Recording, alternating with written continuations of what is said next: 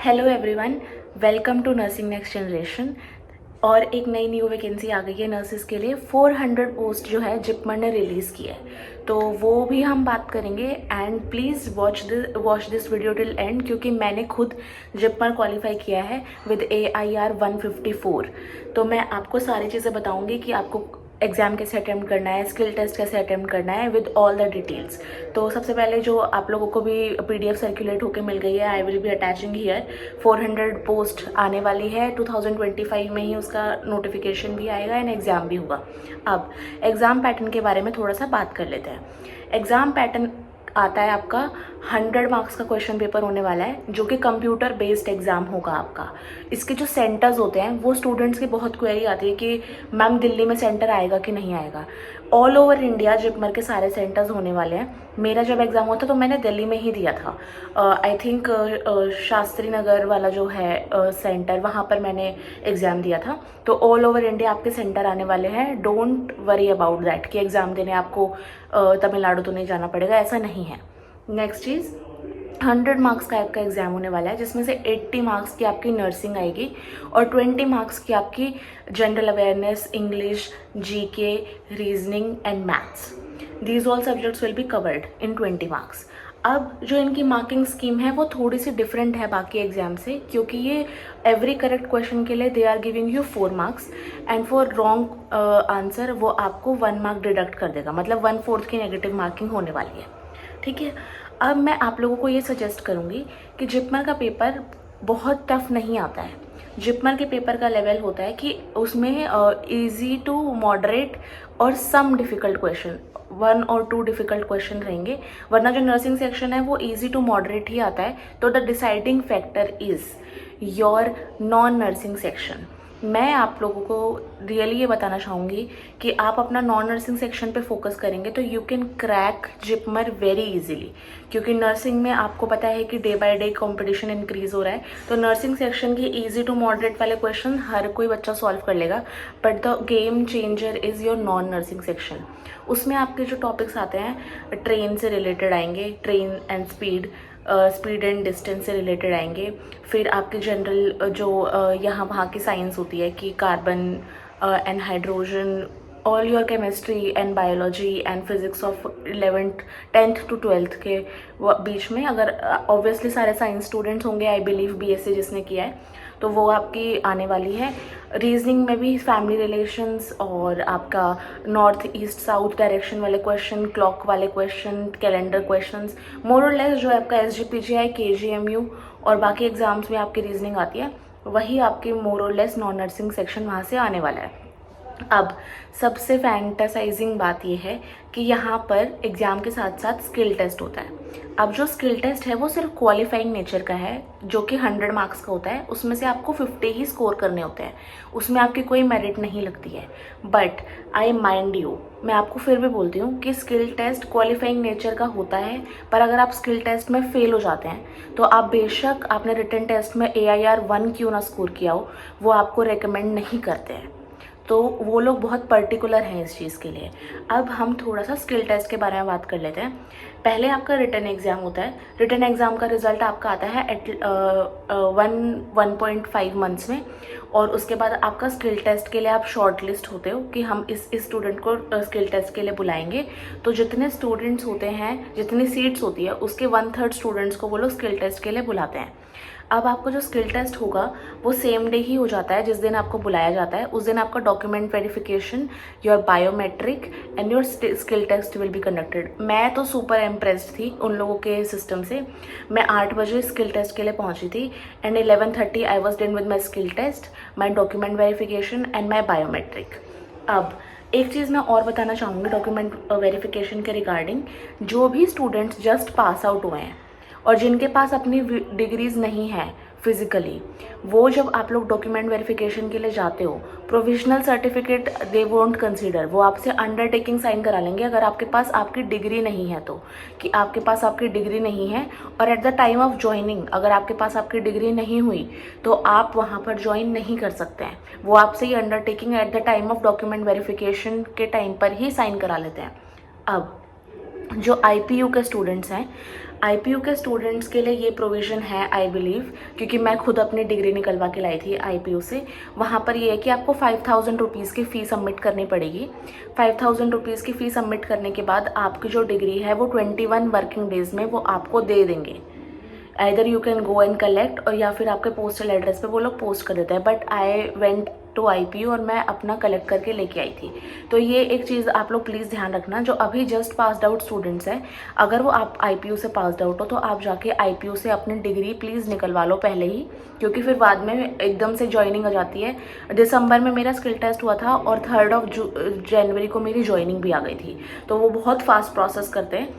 Now talking about the skill test के लिए मैंने कुछ भी अलग से वीडियोस नहीं देखी थी, ना मैंने कोई सब्सक्रिप्शन लिया था किसी भी कोचिंग का। मैंने सिर्फ एक बुक रेफ़र की थी, अनम्मा जेकब की क्लिनिकल प्रैक्टिसेस की। उसका पिक्चर मैं यहाँ अटैच कर दूँगी।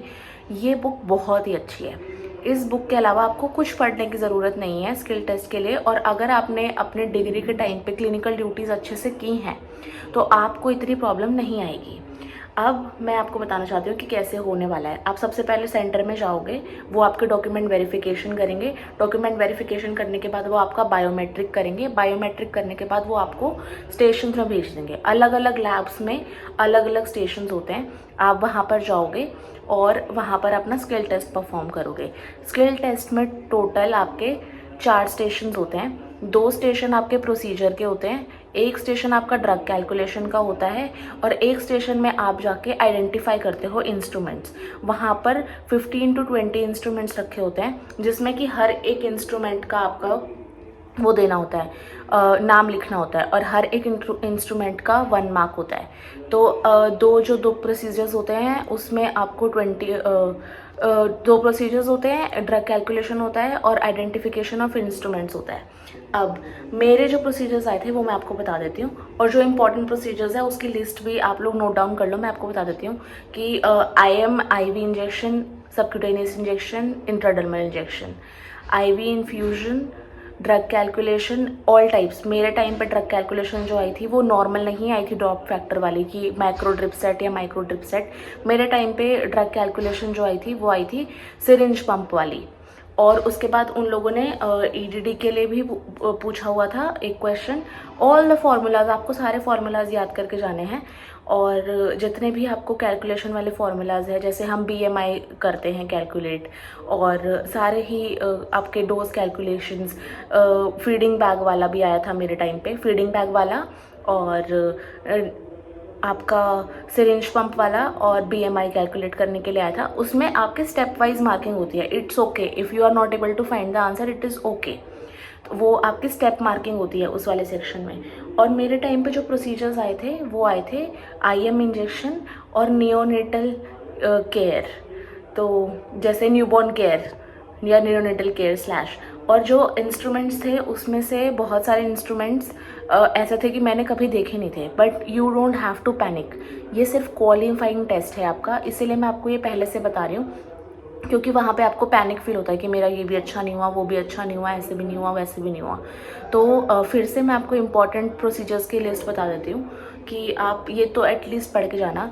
IV infusion, syringe pump infusion, IM injection, IV injection, SC injection, intradermal injection, phototherapy, newborn care, और आपके oral administration, ear medication, eye medication. These are very basic procedures, पर इन प्रोसीजर्स में से कोई एक प्रोसीजर आपके एक स्टेशन पे आपको कहीं ना कहीं ज़रूर मिलेगा, ठीक है। तो ये कुछ इंपॉर्टेंट प्रोसीजर है। CPR आपको मिल सकता है, BLS आपको मिल सकता है, ठीक है। These are few important procedure as per my perspective. पर जो बुक मैंने आपको सजेस्ट करी है अनम्मा जेकब, उस बुक में बहुत सारे ही प्रोसीजर्स स्टेप बाय स्टेप बहुत अच्छे से लिखे हुए हैं, ठीक है। तो मैं आपको ये सजेस्ट करूँगी कि उस बुक में जितने भी प्रोसीजर्स दिए हुए हैं उसमें से आप कुछ भी मत छोड़ के जाना, क्योंकि कोई नहीं सोच सकता था कि न्यूबॉर्न केयर आ जाएगा स्टेशन में, तो एक भी प्रोसीजर छोड़ के मत जाना आप। अब आपको स्किल टेस्ट को अप्रोच कैसे करना है।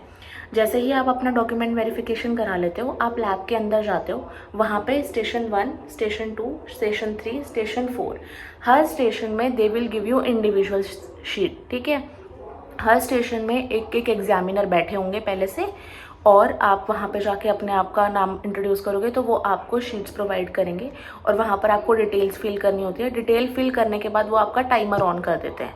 तो हर स्टेशन पे आपको आई थिंक आपको सेलेक्टेड पीरियड ऑफ टाइम मिलता है, तो आपको उसी के अंदर करना होता है। फिर जैसे ही आप जाते हो तो ज़रूरी नहीं है कि आपको वो प्रोसीजर से स्टार्ट करेंगे। 4 लोग एक साथ रूम में एंटर करते हैं और आप विद इन स्टेशन रोटेट करते हो। तो मेरा जो फर्स्ट था वो था ड्रग कैलकुलेशन वाला।